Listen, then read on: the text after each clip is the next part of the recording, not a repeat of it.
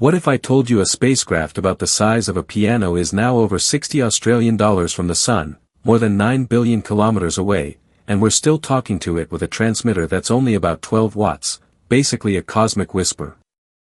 Right now, as you watch this, New Horizons is flying through the outer darkness at roughly 14 kilometers per second, that's over 1 million kilometers per day, and every command we send takes 8+ hours just to get there. Not round trip. One way. And here's the open loop I need you to keep in your head: the weirdest thing New Horizons helped measure out there isn't a planet at all. It's a faint, background glow, in space, so subtle that scientists are still arguing about whether the universe is hiding light, or whether our methods are missing something. Because this whole mission shouldn't work in the way it does. Not the physics, the endurance.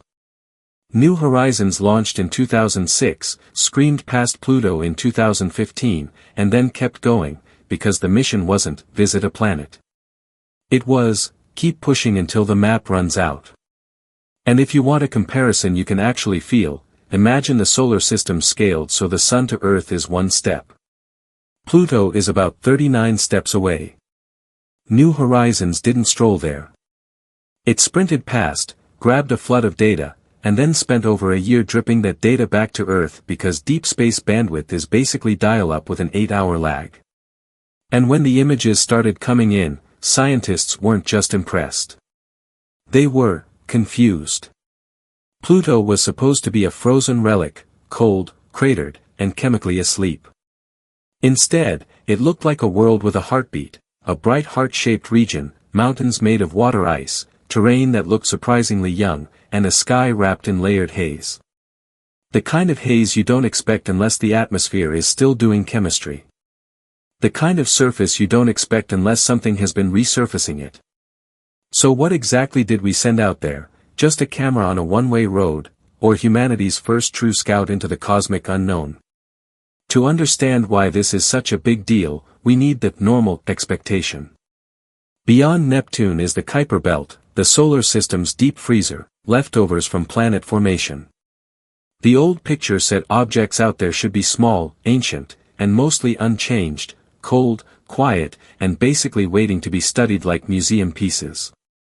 If that were true, a fast flyby mission should have seen frozen fossils. Valuable, yes. But not active-looking worlds. Not surprises. This is where things get strange. Pluto didn't look like a fossil. It looked like a chapter still being written. And once Pluto breaks your intuition, it forces a terrifyingly simple question: if a world that far out can stay dynamic, what else have we miscategorized as dead just because it's cold? Stay with me here, because the story gets even better when you follow it like a detective case, not a highlight reel.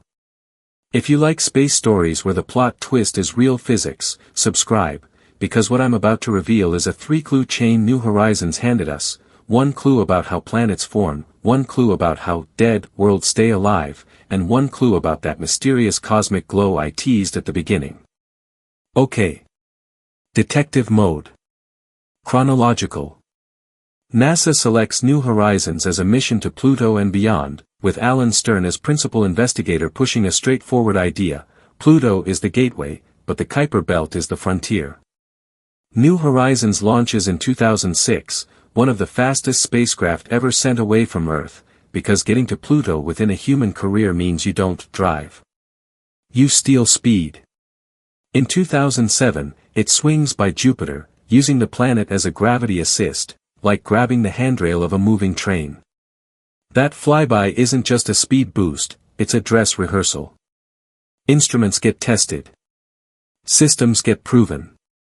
And then comes the long quiet, years of cruise, deep space cold, radiation, and the kind of patience that's almost unnatural in modern life. Then, July 14, 2015, Pluto. And the data lands like a plot twist. Pluto shows complex terrain and signs of resurfacing. An atmosphere with layered haze. Features that look too young for a world that was supposed to be ancient rubble. Scientists around the world start doing what they always do when reality doesn't match the model: they argue, productively, about energy sources, ice physics, atmospheric cycles, and timescales. You'd think that's where the story ends. It doesn't. Because New Horizons keeps going, deeper into the Kuiper Belt, and on January 1, 2019, it flies past Arrokoth, a small Kuiper Belt object. An Arrokoth looks like two lobes gently pressed together, a contact binary, like a snowman made of ancient ice. That shape matters more than it sounds. Because it suggests at least some early solar system building blocks formed by gentle merging, not constant high-speed smashing. That's a clue about the environment the planets grew up in, calmer in places than we assumed. So now we have two clues. Pluto says the outer solar system can still be alive, Arrokoth says early assembly could be gentle. And then comes the third clue, the weird one, because it shows up when New Horizons looks away from everything. Here's the main reveal, broken down so it clicks. New Horizons didn't just visit targets. It changed what we think the outer solar system is. Clue 1, the outer solar system is a fossil record of planet formation. Arrokoth is like finding an untouched brick from the solar system's foundation. Its structure supports models where some bodies assembled slowly, in a low-violence environment. And that doesn't stay local, because once you understand how small bodies assemble here, you get better at imagining how planets assemble around other stars. Clue 2, cold doesn't mean dead.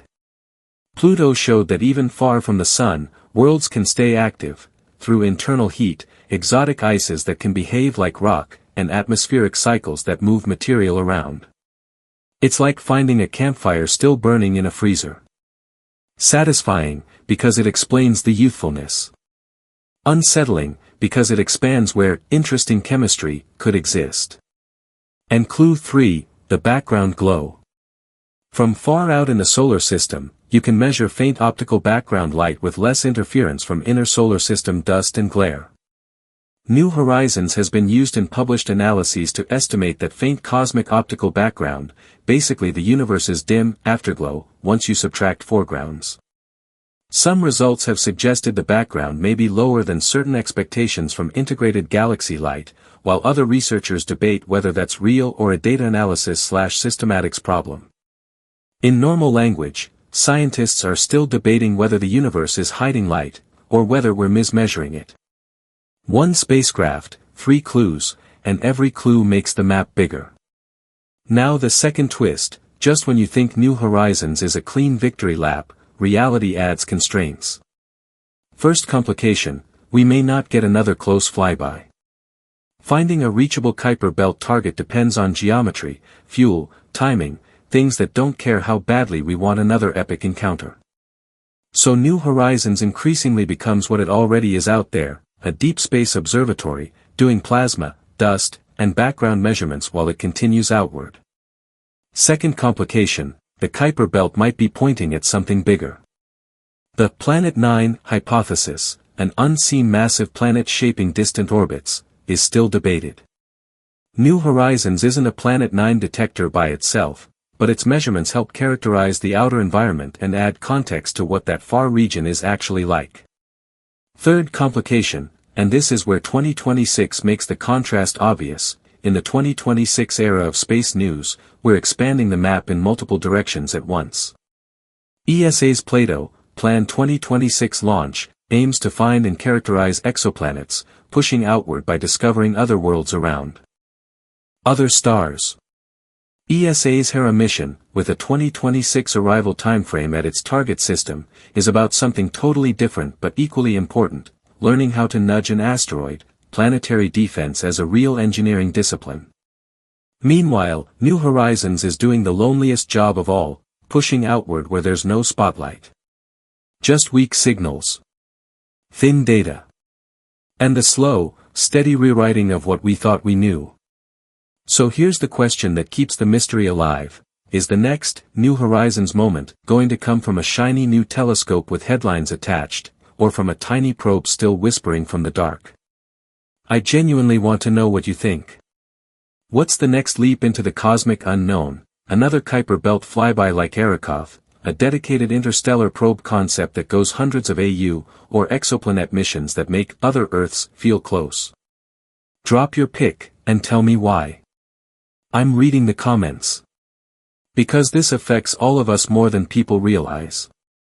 New Horizons connects to astronomy, how we measure faint light and backgrounds. To geology, how ice worlds evolve. To origin science, how small bodies assemble into planets. And to future exploration, because every outer solar system mission is rehearsal for interstellar travel, power, autonomy, and patience. And by the end of this story, I want you to feel the shift. The unknown isn't shrinking. Our ability to interrogate it is growing. Here's the hopeful part. We didn't just get one miracle encounter. We built a machine that keeps returning science year after year from farther than most people can picture. New Horizons proves progress doesn't always look like a launch. Sometimes it looks like persistence. But this isn't the only cosmic mystery New Horizons cracked open. Next up, the strongest arguments for and against Planet 9, how an interstellar probe would actually work in practice, and the most underrated question of all, what Pluto's not dead behavior tells us about chemistry on worlds we used to ignore. Thanks for watching. The universe doesn't reveal itself all at once, sometimes it leaks the truth one weak signal at a time. Keep looking up, keep pushing the horizon, see you in the next one.